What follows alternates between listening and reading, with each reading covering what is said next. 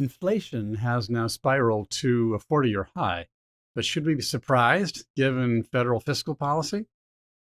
And then, of course, Ukraine's agony drags on. Will the economic after effects of that also drag on? And more importantly, will Russia's slogging success end up triggering a Chinese move against Taiwan that puts the U.S. in a big quandary? And then back home again, there's homelessness. Is there any way out for the growing number of people trapped in the homeless industrial complex? We'll talk about all this and more in today's episode of Independent Outlook. Hello, everybody. I'm Graham Walker, coming to you today from the Independent Institute in Oakland, California. We're right across the bay from San Francisco, and we try and give you an independent take on the issues of the day. I am very happy to be joined today by two of my key colleagues here, Lawrence McQuillan and Ivan Eland. Let's begin with Lawrence. So glad to see you today. Lawrence, how are you doing? Great. Nice to see you too, Graham. We enjoy having Lawrence. Lawrence, of course, is a senior fellow here at the Independent Institute. He's the director of our Center on Entrepreneurial Innovation, formerly a research fellow at the Hoover Institution, among many other interesting gigs. He is the author of a number of books, including one here from the Independent Institute called California Dreaming on Pension Reform, among other issues. Highly recommended. And also my colleague, Ivan Eland. Hello, Ivan. Hello, Graham. Great to see you. Ivan Eland is a senior fellow with Independent as well. He directs our Center on Peace and Liberty. He's also been the director of defense policy studies at the Cato Institute. Spent 15 years working in Congress on national security issues. Published many books, most recently this one from the Independent Institute called War and the Rogue Presidency, Restoring the Republic After Congressional Failure. Highly to be recommended also. And between the two of them, these guys have been very visible in the media. I mean, they've both been publishing in USA Today and Los Angeles Times. You've seen them on NPR and heard them on NPR, on ABC's World News Tonight, and so forth. And so it's really a privilege to have both of you with us today. And also, I should mention, we're also glad to have friends joining us from around the country, sometimes outside the country, coming to us through our YouTube page, through our Facebook page, through Vimeo, through Twitter, and our many friends who join us through thinkspot.com. We welcome all of you. And of course, as we go on here through those various platforms, you can submit comments and questions, which I will see and try and take as many of them as we can. So, gentlemen, let's get started a little bit. First, I'm going to turn my attention on Lawrence McQuillan, because you are an economist, Lawrence, and you understand things that I don't as a result of that. So Americans have a lot to worry about, but they're really worrying a lot about inflation and interest rates and so forth. So I just saw that today, the Federal Reserve Committee announced 75 additional basis points on the underlying interest rate structure for the country. Inflation, of course, is at its highest level since, I think, according to my notes here, 1982. And so, we all wonder what's going on when we go to the gas pump. I've never spent so much money filling up my gas tank. And how's this going to work out? Okay, I'm a layman, Lawrence. As a layman, non-economist, I do wonder. So, so they're raising interest rates. And then, of course, the federal government is spending more than it takes in, and that's projected to keep going, more and more deficits over the next decade. And then that necessitates more borrowing of money from who knows who, which is going to be more expensive now that they're raising interest rates. This just seems like a ball of wax. How do we ever get out of it, and what's going on here? Well, the Fed did today what everybody expected it to do. As you mentioned, it raised the federal funds rate 75 basis points, and the markets reacted favorably to it. I think the Dow was up over 300 today. And so this was kind of expected, factored in. We expect several more increases throughout the rest of the remainder of the year.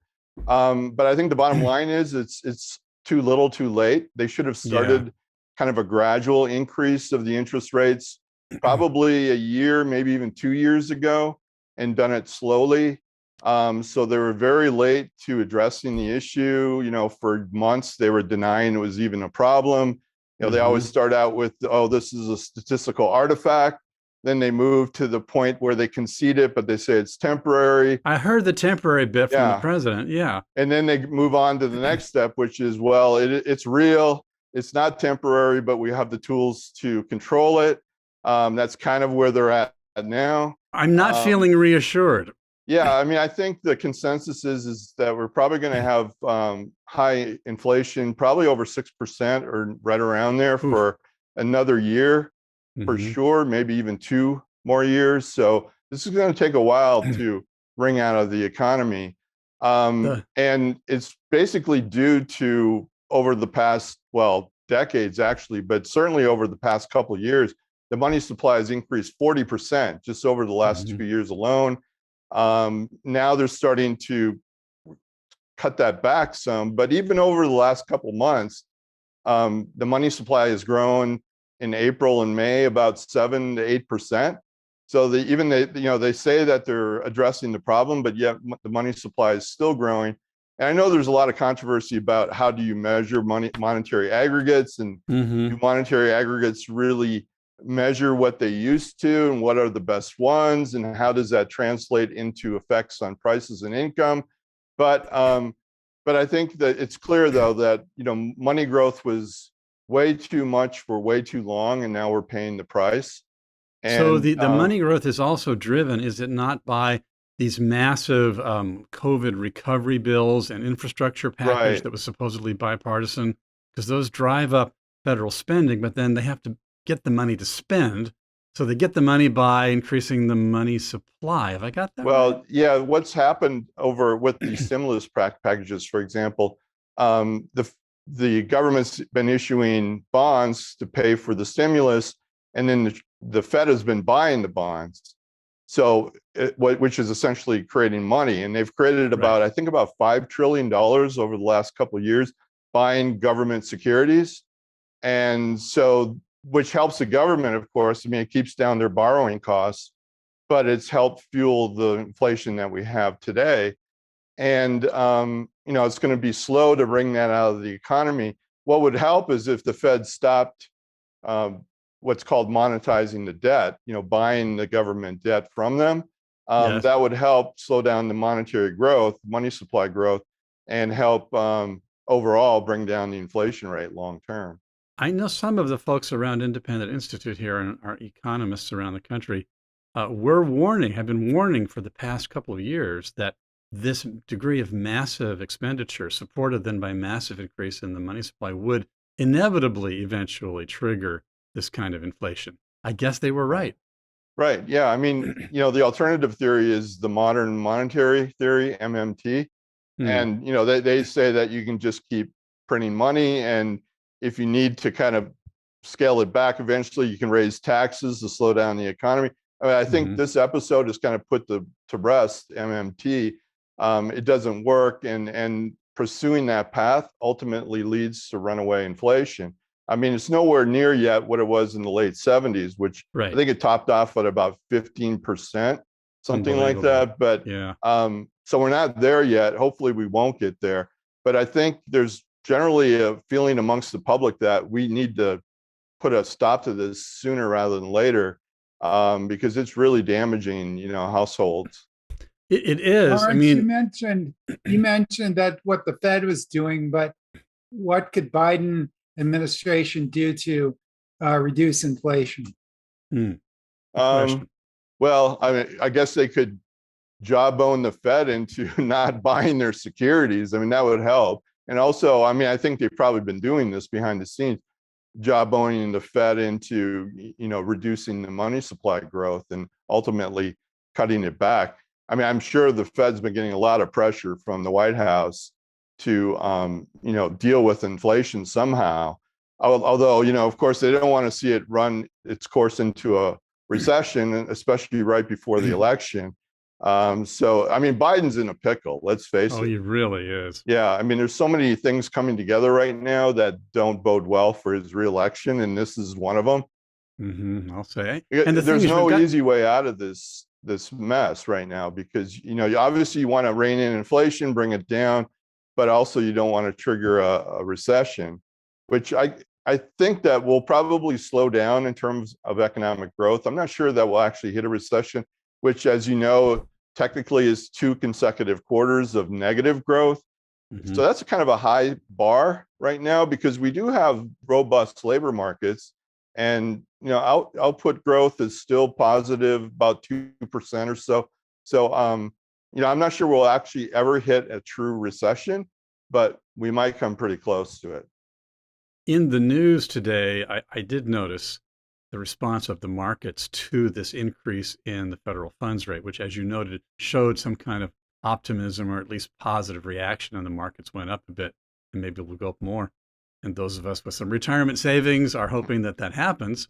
But the phenomenon of that is something that I think I sort of understand. Tell me if I've got this right, Lawrence.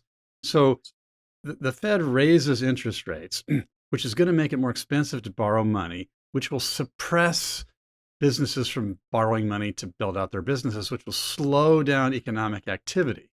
So nobody wants economic activity to slow down for themselves, but they think, okay, if there's some brakes being put on, there'll be less upward price pressure, and therefore the economy will do better in the long run, and therefore we're optimistic, and therefore the market goes up, even though the companies represented on the stock exchanges will pay more for their borrowing. Have I got that right? Right. I mean, by artificially lowering interest rates for so long, what they've done is create, multiple asset price bubbles. I mean, housing might be one of them. I don't know if housing in California is in a bubble, but maybe in other places there is. But also, stock prices. I mean, stock share prices. I think we're in a bubble.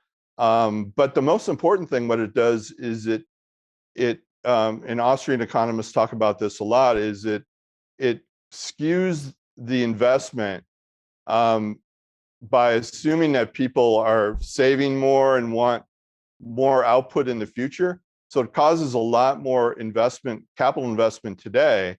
But if the demand's not there for the products in the future, people really want them to spend today and spend that money. Well, then you've got this misallocation between current investment, future investment, current consumption, and future consumption. And that's where you really see the problem. It's called malinvestment. So you might have the same amount of investment over time, but now it's skewed towards, more long-term investment, what it was, in housing and capital investment and plant and equipment and that sort of thing. But the demand was now. I mean, people wanted to buy now, especially with the stimulus checks. Obviously, people had a lot of money. I got my check. I want to spend it. Right, and that's what people were doing, and that's and now with the supply chain problem as well. You said a few minutes ago, I think, that interest rates had been governmentally kept down at an artificially low level for too long. Did I hear you right? Right. And that's what they've been, by buying all this government debt, for example, you're printing money and you're keeping interest rates below what economists call the normal rate of interest, which is kind of the supply and demand of loanable funds, would kind of give you that intersection point would be the natural rate of interest or normal rate of interest. But for too long, they've skewed the rate down below its natural rate. And as a result, you can get a lot of these asset bubbles because money is pouring into these. As I recall, during the Trump presidency, President Trump was frequently agitating and advocating for, holding interest rates down as low could be. Right. And so I'm not. I mean, it's a bipartisan problem. It's clearly a bipartisan I mean, normally problem. presidents, they want to gin up the economy, and they'll take it artificially if they can get it. Right. Just Naturally artificial. Just to get them past the next election. And that's called the political business cycle. There's been a lot of research to show that's true. And every president does it. Yeah, boy, oh boy. I mean, and the thing is, we've got so much pressure built up. We were at a certain point in the Trump presidency at a risk of negative interest rates at one point. Am I right about that? Like 3 years ago? Well, that was weird. I mean, right now, inflation is much higher than the rate of interest for most investments. So you are kind of faced with, you'd be better off putting the money under a mattress, so to speak, type of thing. Because, your rate of return is negative in some respects. And that's why, I mean, a lot of savers say, here, Fed, this is great news, because there's a lot of savings in the economy right now. Household savings is very high relative to the past, not relative to other countries, but relative to the past. So, I mean, a lot of people would like to see their savings account, which has been paying about what 0.01% I for know. so long, yeah, actually start to return some real investment returns. And let's face it, I mean, traditionally that's you had a passbook savings account and you squirreled away a little bit of money every month, and that's how people traditionally, especially lower income people, kind of got ahead. You could count on at least a return of between like 3 to 6%, something like that. Right. And that's all been eliminated because of artificially suppressing the interest rate. Of course, the irony is that there was huge political pressure to expand federal spending, which then drove a lot of these phenomena. Many of those who advocated the enormous spending said it would help poorer Americans. But of course, it's driving inflation, which hurts poorer Americans more than any other category, I think. Well, they also use, the emergency, the COVID emergency. And that's also fueled all the spending and also all the monetization of that debt. But again, did that really help the people affected by the lockdowns? Ultimately, we're all going to pay the price for it. We already are. And the poorest are going to be hurt worse by inflation as their gas and food goes up. Yeah.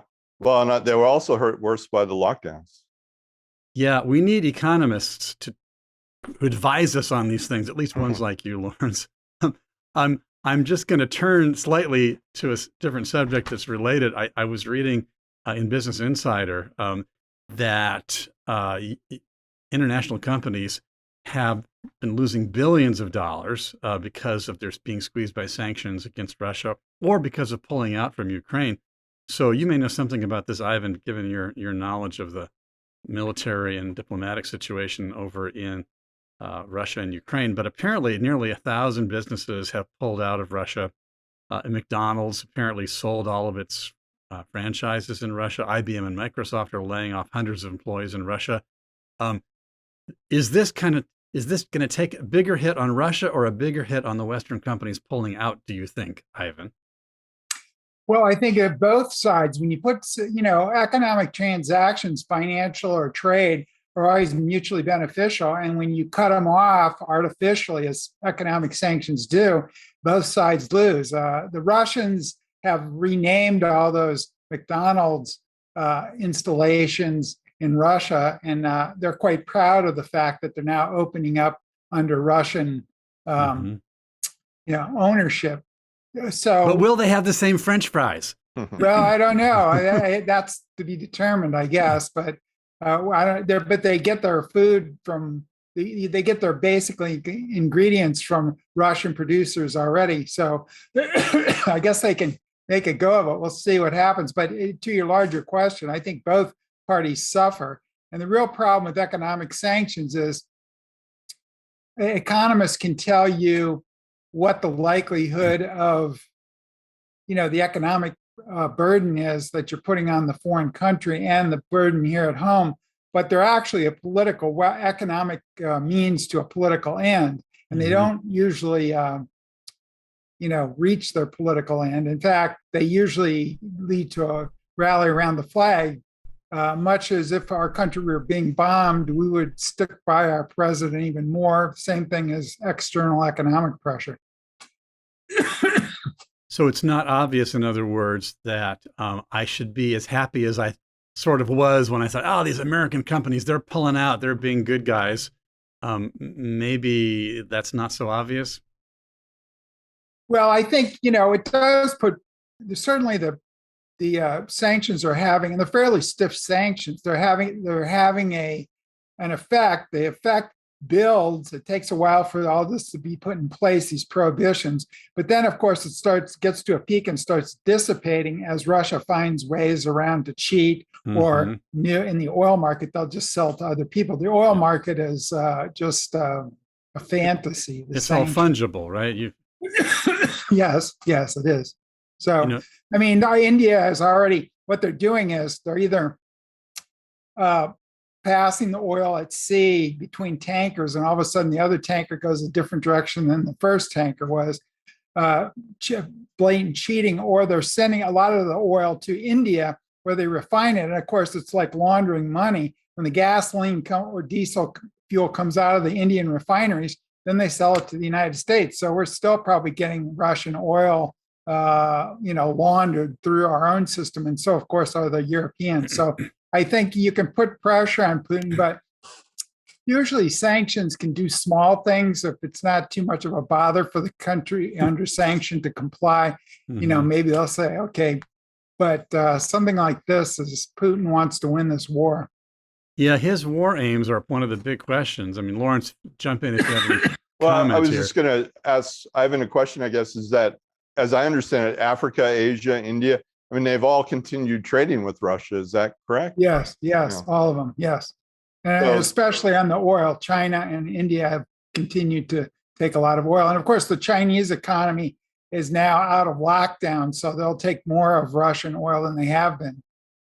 So it probably will set up future supply chains for Russia with other countries that they may not have developed otherwise. I mean, long term, it actually might help Russia in terms of developing relationships with all these other countries. And to me, it's having sanctions on Russia is like if you're having a fight with your neighbor, you decide the way to get even with them is to blow up your own house. I mean, sure, you're going to damage his house a little bit, but you're going to do a lot more damage to your own house. And I think, as Ivan mentioned, I mean, trade is mutually beneficial. And normally what it does, these types of sanctions, it just creates a rally around the flag effect in the other country. And that's not what we want. I mean, we're not at war with the Russian people. But I think that ultimately will provoke them to be more in solidarity with Putin than they normally would have been, I think. Yes, that's definitely true. And again, economic sanctions seem like they're put in for economic reasons and they're an economic means. But here at home, economic sanctions are often because we can't go to war with Russia directly because there could be nuclear weapons used, escalation to that.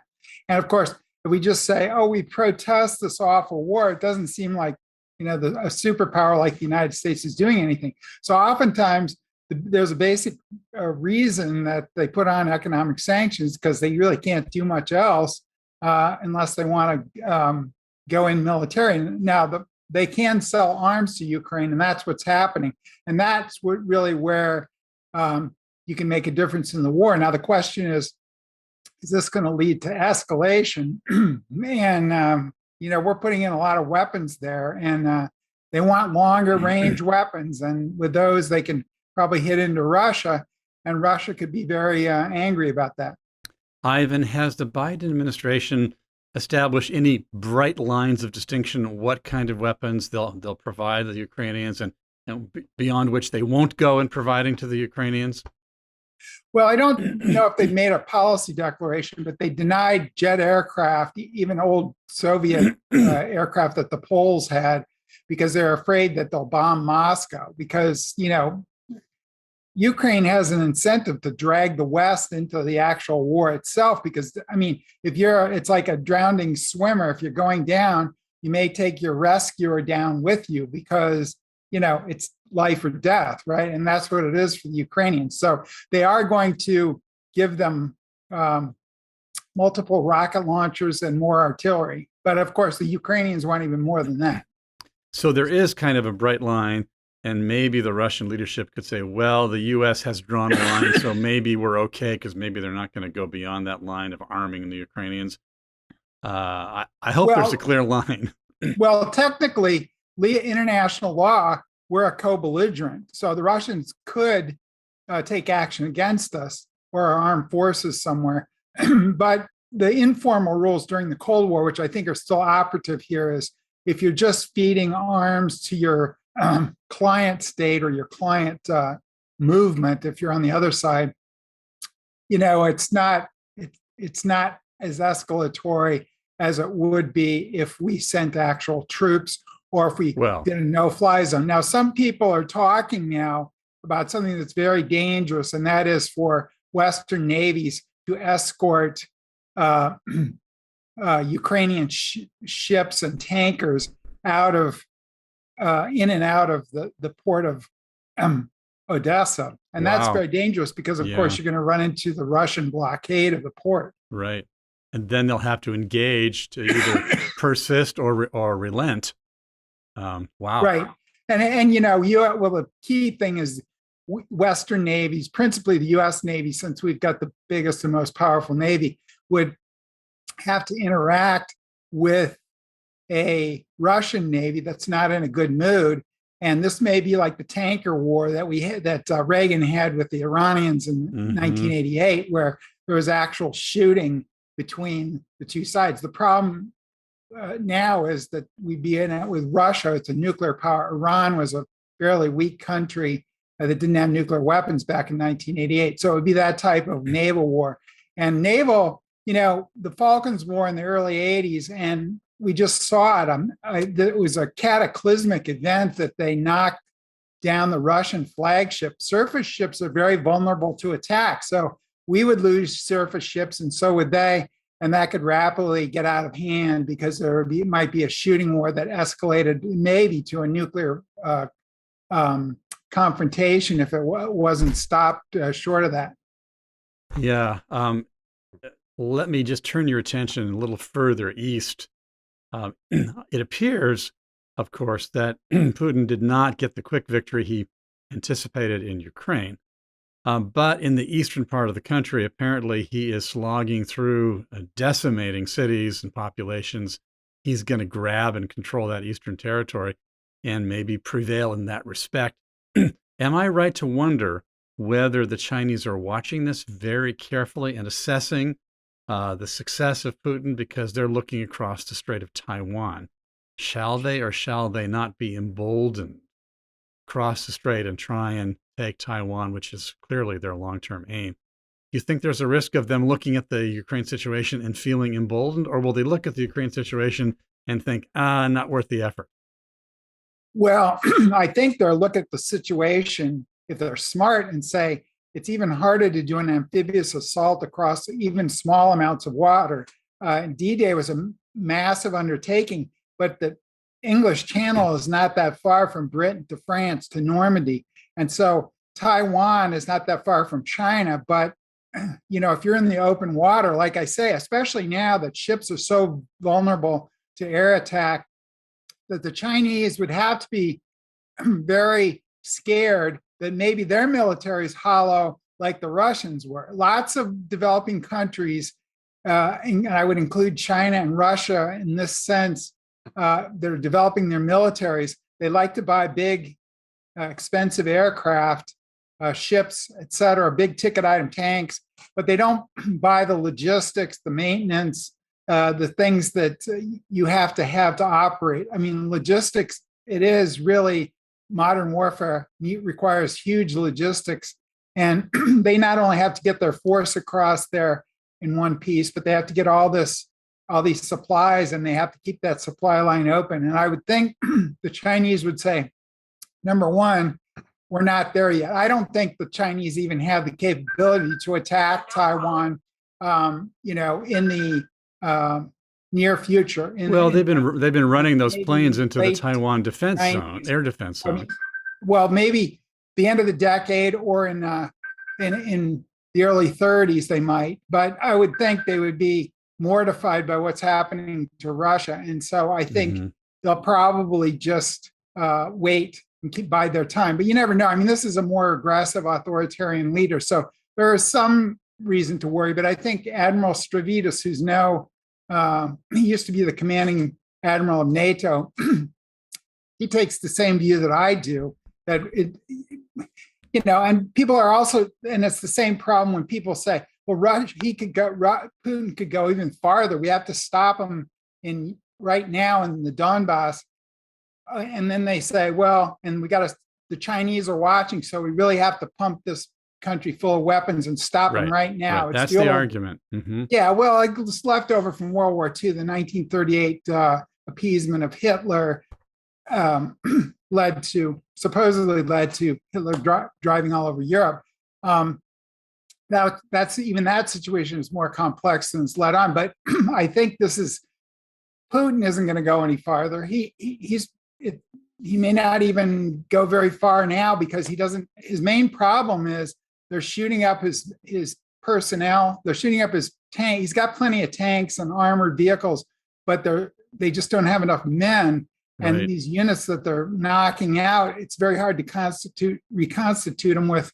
They have a conscript army, et cetera. So I think the Chinese army is probably a little bit better than the Russians, but they still have the Mhm. problem that they might be a hollow military because it's fairly recently built, and they've either pirated the technology and copied it for Western weapons, or they have their homegrown versions of it.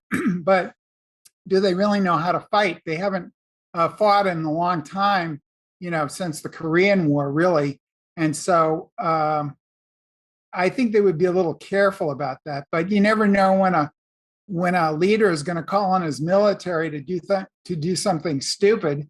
And Right. also, I think Putin was caught by the fact that in a dictatorship, everybody lies to him. I mean, they say, "Oh yeah, this is great. We're military," because he was supposed to be rebuilding the Russian military, and it just didn't happen. And there's a lot of corruption in the Chinese Mhm. military as well. That's Yeah, Ivan, fascinating. I just have a quick question. What is the military capability of Taiwan? Is it well stocked? Well, Taiwan has a very good air force, but traditionally they were a country that used its military, because it was a dictatorship before, used its military more internally to suppress dissent and threaten, dissent in its own country. Cold War ended, and China became, the U.S. and China became a little more friendly in the 70s, but then they just kind of let the army go. So their weak point now is their army. And what they really need to do is probably buy a bunch of small weapons like Stinger anti-air missiles that you can just fire from your shoulder. They already have some new mine-laying ships. Mines, for all the big, huge ships that they build with missiles, mines traditionally have been the most deadly weapon against ships, and that's what they need to do. Defending an island is much better than defending a contiguous country with a big power like Ukraine is with Russia. So they have a way to defend themselves. They can use the air power to knock out the Chinese ships, which I think are very vulnerable. I think our own carriers are vulnerable too, but nobody ever says that. But this is if China attacks Taiwan. And so they can use those air power. They can supplement those air power with drones, et cetera. And then they have these mine-laying ships. Now, they need to improve things, and they have a lot of submarines. Submarines are very good because they're very stealthy. You can't shoot them like a surface ship. And they have those diesel submarines, which are usually used defensively. And so they have the building blocks of a porcupine strategy. What a porcupine strategy is, the Chinese may eventually be able to take over Taiwan. They probably will eventually get the capability, maybe later this decade or early in the 2030s, to do that. That is an amphibious assault capability. But Taiwan can make it so costly to do that it will deter the Chinese from invading. And that's the goal. That would be the goal of the strategy. And that's what I think the US and even the Taiwanese generals are trying to reshape the military. So we buy larger numbers of smaller, more effective weapons like Stingers, harpoons, anti-ship missiles, which is what the European version of that. Ukrainian version is what downed that big ship. The flagship of the Russian Navy was killed by a land-based missile. So if they get those are the types of things they need. They need bargain weapons that they can really use instead of gold-plated stuff like the U.S. military has. And I think you could build a good porcupine defense if the United States, kind of guided them. But I think they already know what they need to do. But the military in any country is resistant unless they lose a war. And the Taiwanese cannot really afford to lose a war. I think this is good for the Taiwanese to say, hey, look what happened to Ukraine. What can we do to improve our forces?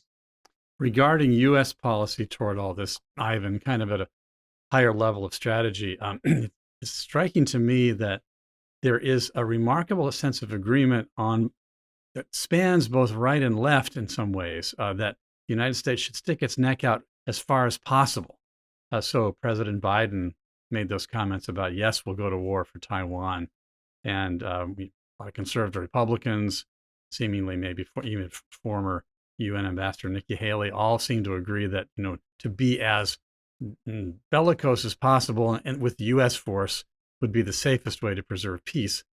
Why is there that kind of cross-ideological agreement that the U.S. should stick its neck out and commit itself to the defense of other nations? And why do you disagree with it? Because I think you do. Is that right? Yes, very much so. And I think this, the British Empire did the same thing. We have sort of an informal empire. The British was more formal. But the imperial argument is, well, the British were trying to govern a fourth of the world. We're trying to govern the whole world, or at least have an influence there. Oh, the New World Order. Yeah, so the first Bush, yes. But that was the post-Cold War. And that we don't call it that anymore because it's sort of discredited the name, but that's the policy that we've had after that. In fact, we were the unilateral superpower. It was the end of history. The neoconservatives were telling us that it was the end of history and everybody's going to become a democracy and that sort of thing. And of course, it was preposterous then and it's preposterous now. But the imperial mentality, no matter whether it was British or the US out during the Cold War, or even more so after the Cold War, was if you let aggression stand, as the first Bush saw in Iraq, we sort of invited Saddam Hussein to invade Kuwait, and then we were shocked when he did it. And then Bush comes out with the imperial rationale, well, we have to stop this aggression here, or other actors will be emboldened over here. In this case, Ukraine, Taiwan, wherever else. And of course, that's kind of a fallacy because every era is not the era of Nazi Germany or Napoleon, where these armies are trying to traipse all over Europe with conquests. I think it's more localized. And the Taiwan situation is different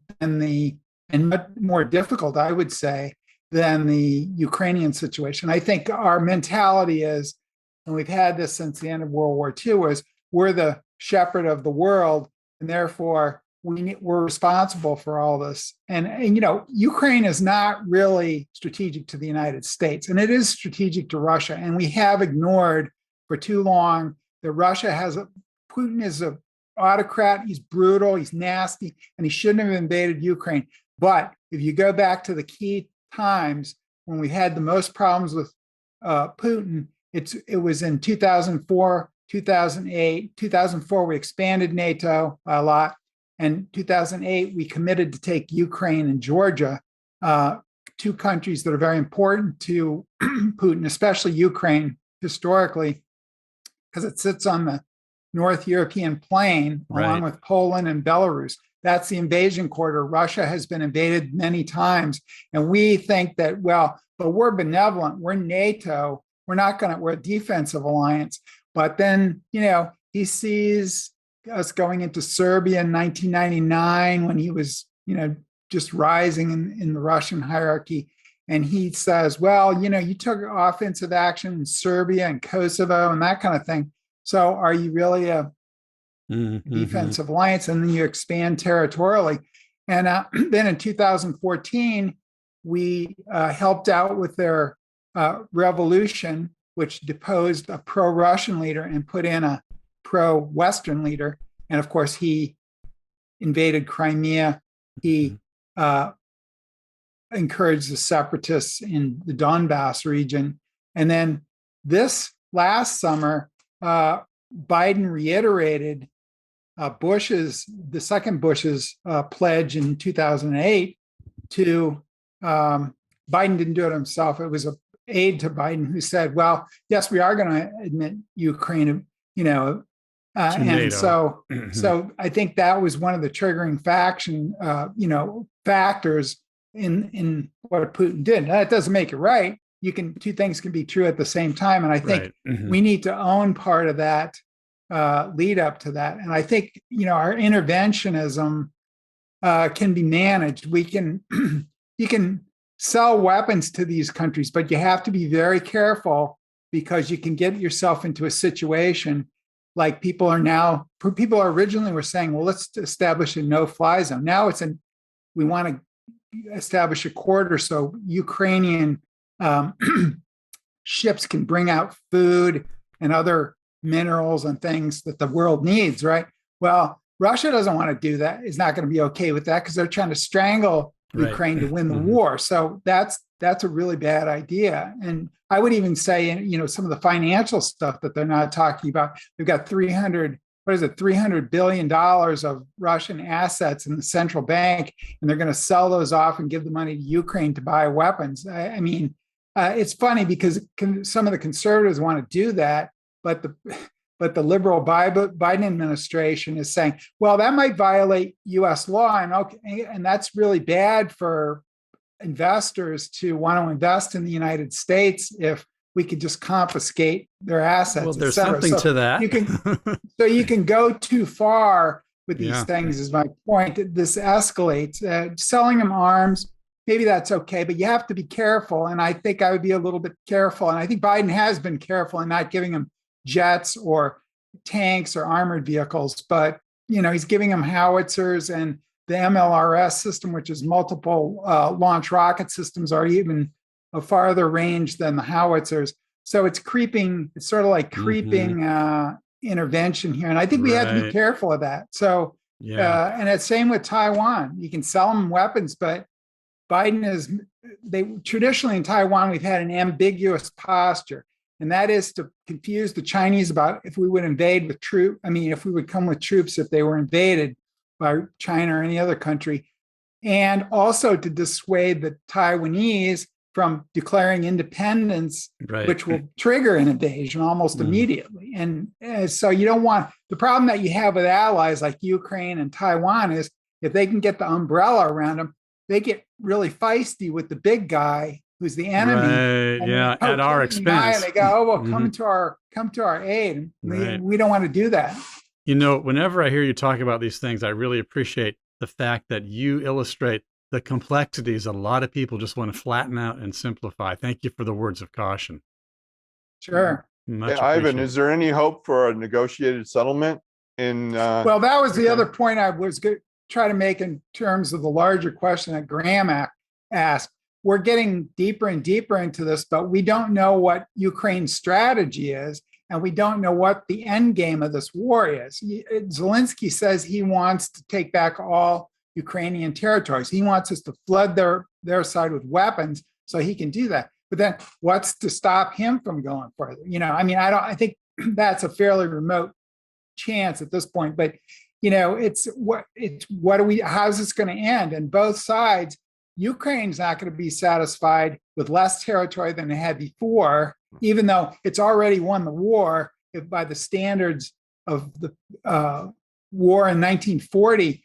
The Soviets invaded Finland, and Finland really did exactly the same thing to that the Ukrainians have done to the Soviets, and that is they bloodied their nose, and eventually they regrouped like the Russians are doing now, and then they got more territory. They took a bigger chunk of Finland.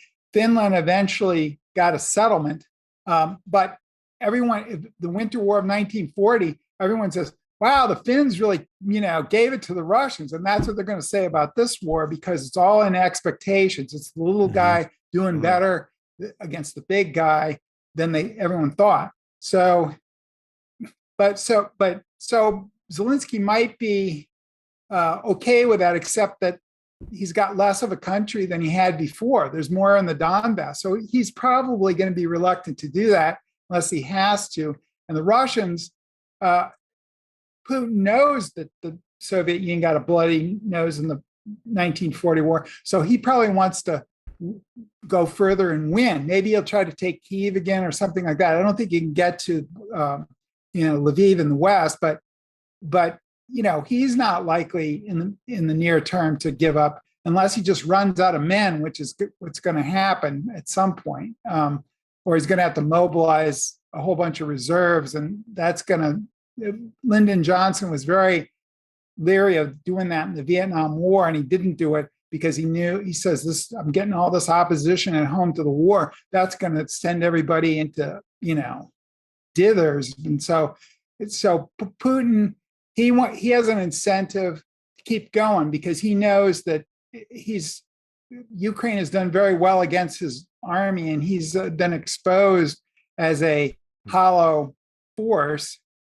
So I don't see the war ending anytime soon, and I don't think anybody really can tell how it would end. I suppose you could get some settlement if he takes all the Donbass and says, "Okay, this is what I want. I'm done," and Zelensky might agree to it. But I don't see him doing that, and I don't see Zelensky agreeing to that either. So I think it's going to go on for a long time. Yeah, it really could.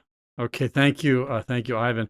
Now I want to make sure while we have Lawrence McQuillan with us to jump to something back home on the home front that is very much the forefront of our minds here in California. Don't want to leave you behind, Ivan, but for a minute I want to talk to Lawrence here because I was seeing in the local news here there was a recent count done of homelessness in Northern California, and here locally in the San Francisco area, in our county, homelessness was up 22%, in an adjoining county 35%. Here in Oakland, California, where we're broadcasting from today, homelessness population up 24%, 11% in San Jose. The headline is long-awaited Bay Area homeless numbers show a worsening crisis. This seems to be continuing to grow, although some people trying to spin it more favorably, Lawrence. What's really driving homelessness in California and throughout the nation? And you've been giving a lot of thought to what could be done to unravel the drive in this direction.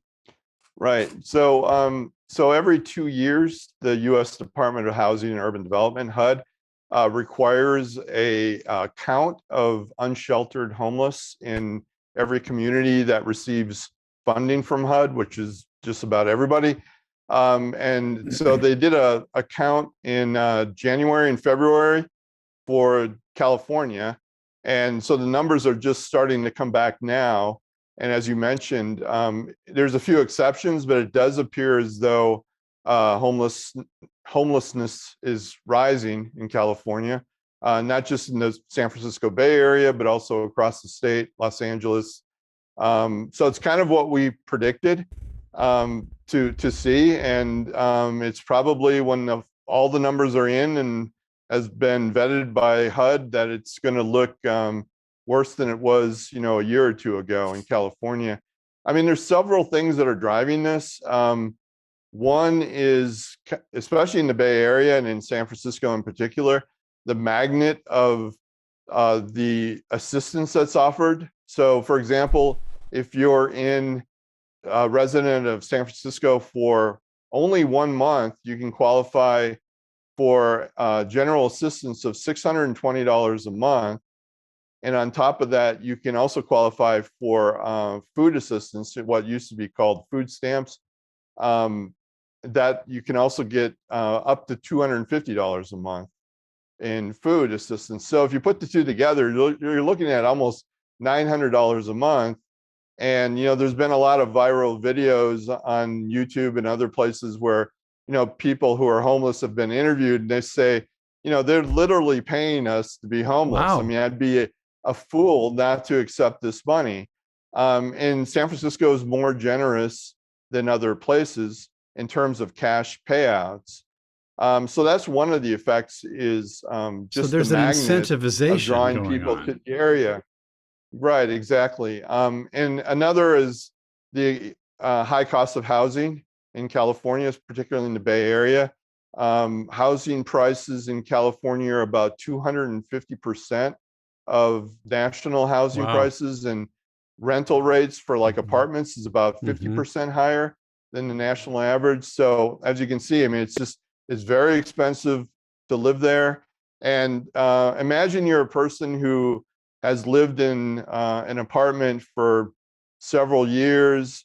You are a good tenant, you paid your rent, and you've kind of worked out a deal with the landlord to pay below market rates.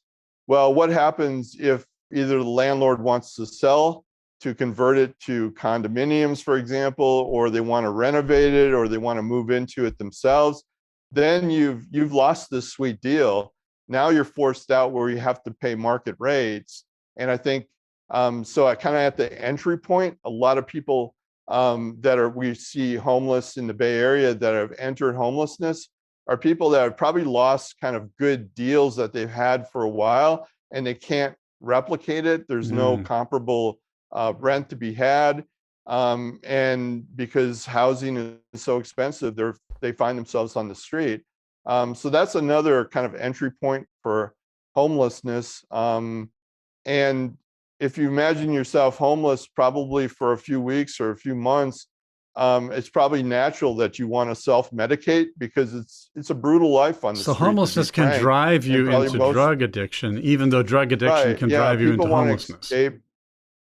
Exactly. It works both ways. And, a lot of people want to escape the realities of living on the street and turn to self-medicating themselves through drugs.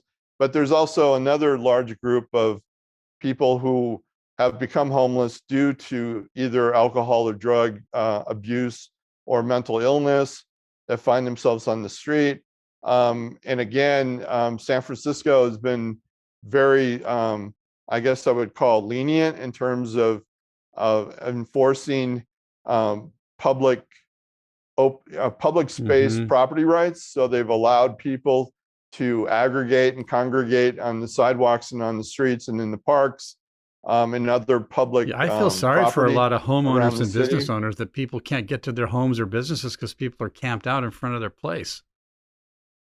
Right. And it's a very common, not only seen in San Francisco, but also very common complaint by people who visit San Francisco. And, they've heard about the problem, but they don't really realize the scope and extent of it until they've been there and visited.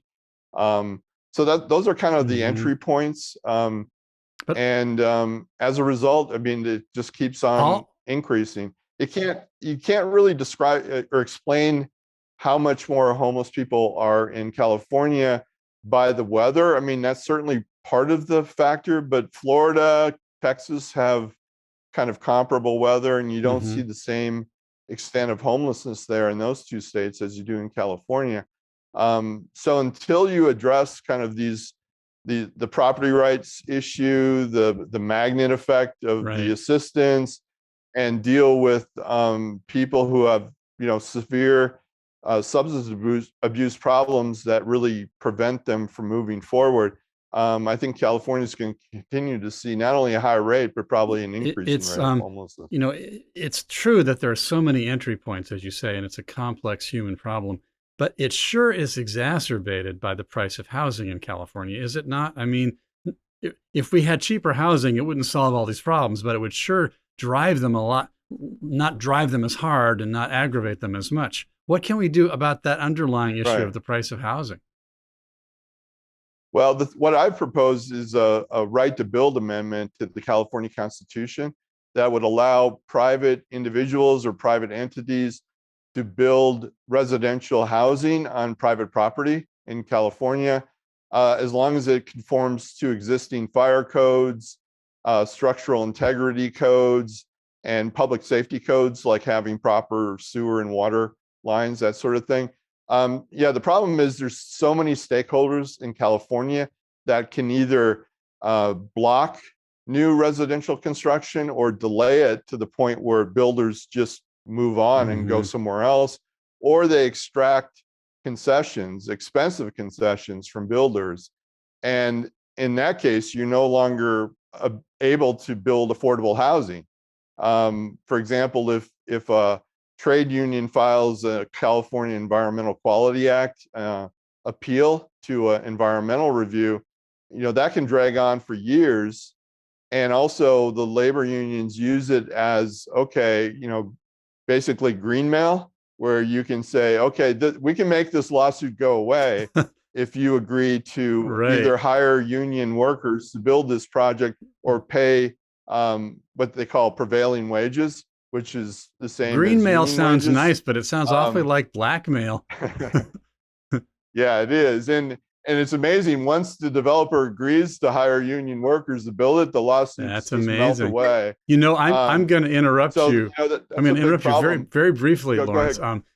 We need to let our co-conspirator here, Ivan Eland, say goodbye to us because he's got another media engagement coming up in just a very few minutes. So quick pause to thank Ivan Eland. Ivan, thank you so much for joining us. Thank We you. look forward to talking to you again. And then we will continue with Lawrence because I want to hear more about this constitutional amendment, how would that stop this green mailing phenomenon? Well, essentially what the amendment would do would say you can still sue for environmental damage, but it has to be actual meaningful environmental damage. It can't be these set up lawsuits that we see today that have absolutely nothing to do about environmental quality in California, everything to do about extracting some sort of concession, expensive concession. So it's just rent seeking by another name, where you, for example, what the trade unions do.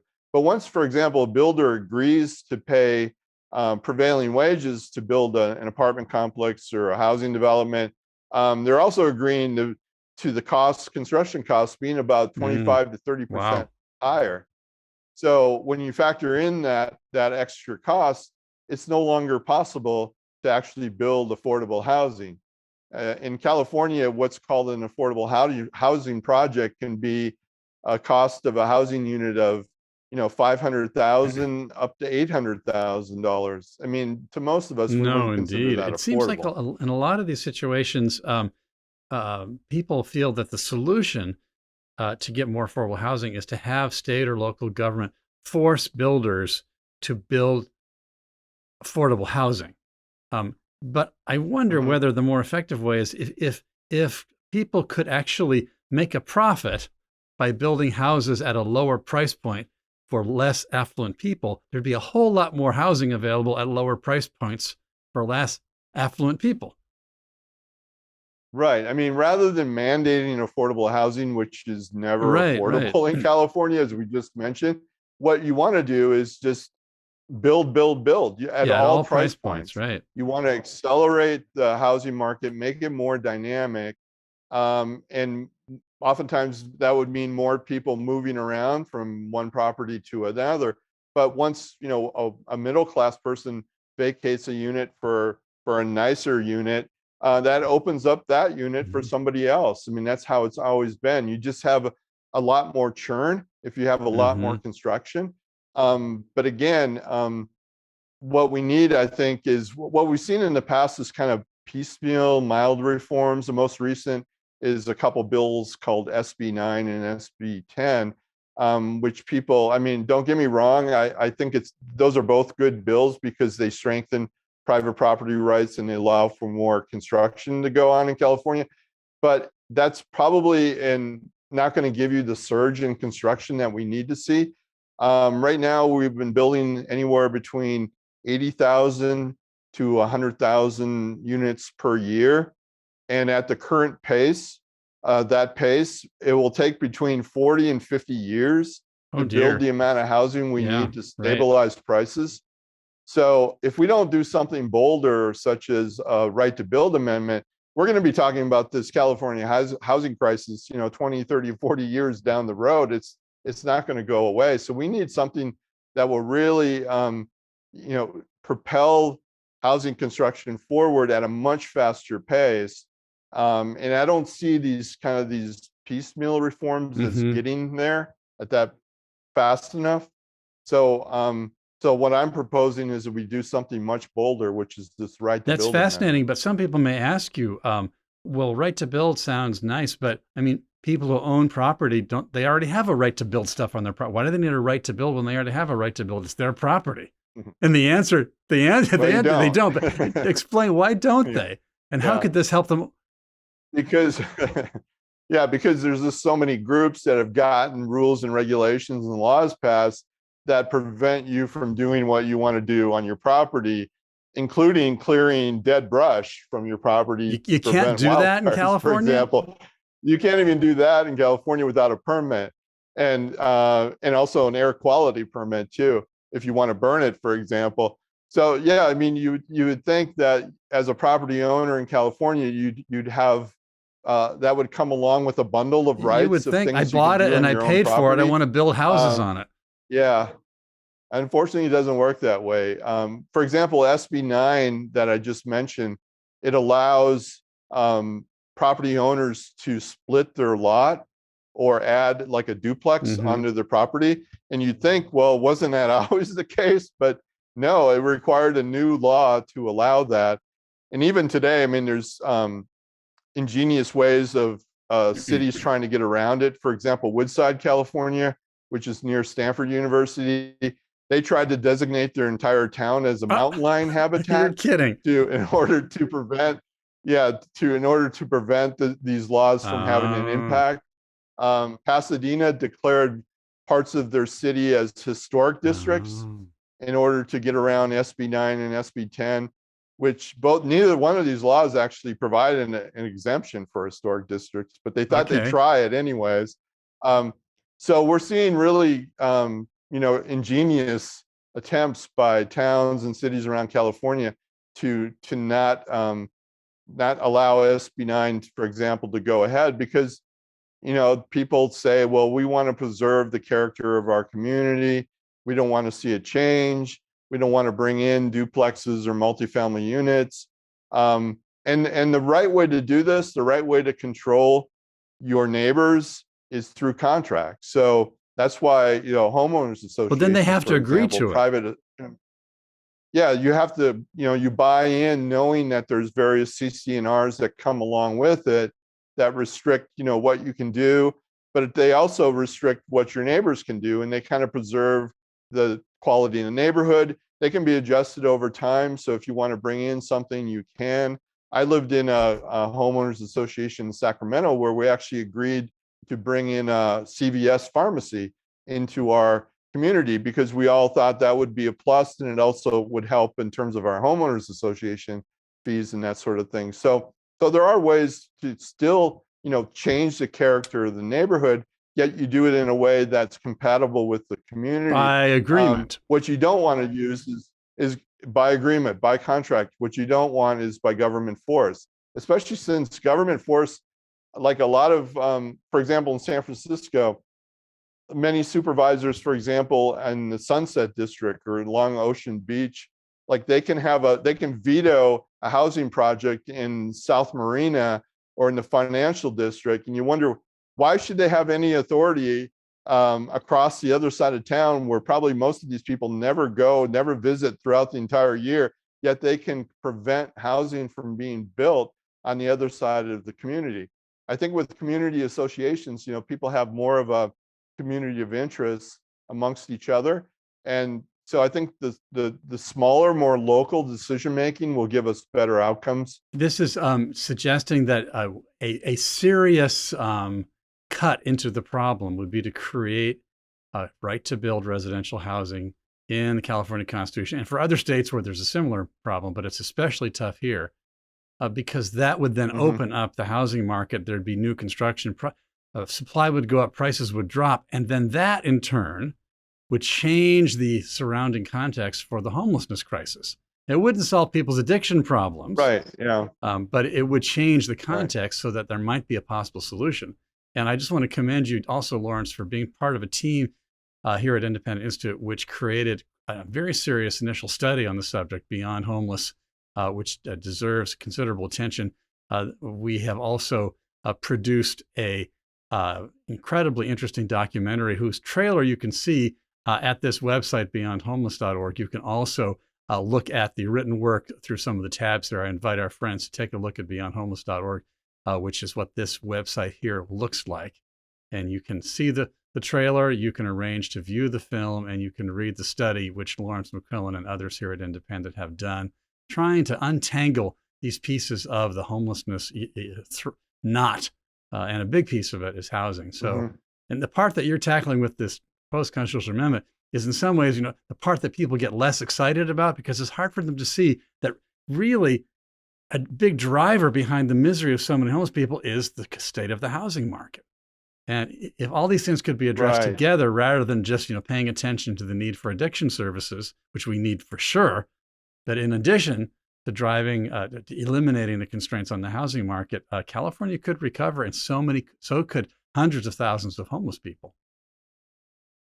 Right. What an amendment would do, it would shift the balance of power back to private property owners and away from all of these stakeholders that put up these various roadblocks to development. As you mentioned, it wouldn't be a panacea to the homelessness problem, but it certainly would help if you could build more rapidly housing across the price spectrum, and do it, quickly, efficiently, and cost effectively. And I think this is an approach that actually would work. And the problem with the current kind of government approach, where they kind of pick and choose where development is allowed to take place, is they often target low income minority communities for eradication, where they bulldoze the whole area of that. and they say, okay, yeah, now we're going to put in, transit friendly housing here, when it used to be a vibrant community, but for lower income people. I did a piece looking at Plan Bay Area, which talks about where housing is going to be allowed to be built in the Bay Area over the next 50 years or so. And if you overlay a map of where the new units are allowed to be built with housing based on, income levels in those communities, invariably where they're targeting for new housing construction is low income communities, which, isn't necessarily fair to the people who are not politically connected, low income people, minority people who can't defend themselves. So it's a good way.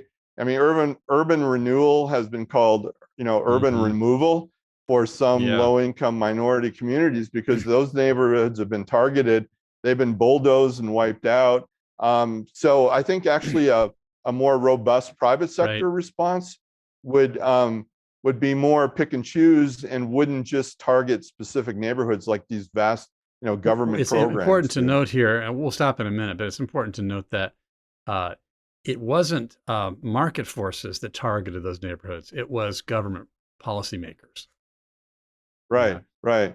Yeah. And oftentimes what happens too around the country is they'll target a neighborhood, usually a low income, poor community. They'll bulldoze the area to build more housing. And then there's all of these lawsuits that delay it. And then nothing ever happens with it. So there's all examples around the country of all these vacant areas in cities where things were supposed to be built through these vast government urban renewal projects that never take place. So you've destroyed a neighborhood that was vibrant and where people were living comfortably and happily, and you bulldozed it to create absolutely nothing. And they just sit as, either empty fields or areas that attract, people who you don't want in your community. We are going to rely, but as if criminals is what I'm saying. So we are going to rely on you, Lawrence McQuillan, to keep your eyes on this housing and homelessness issue, as well as all the other economic morass that we talked about at the beginning. We'll count on our friend Ivan Eland, who had to step away, to keep track of some of these foreign and military issues on our behalf. And we invite our friends from far and near who need resources on these and other topics to go visit us at independent.org, where you can find a lot of important research-based solutions to these and other problems. I especially encourage people to take a look at the report which you co-authored with Mary Thoreau and some of our other colleagues on homelessness issues, available again at independent.org. So thank you, Lawrence McQuillan. Great to have you. Thank you, friends far and near. We invite you to join us next time on Independent Outlook. Take care, everybody.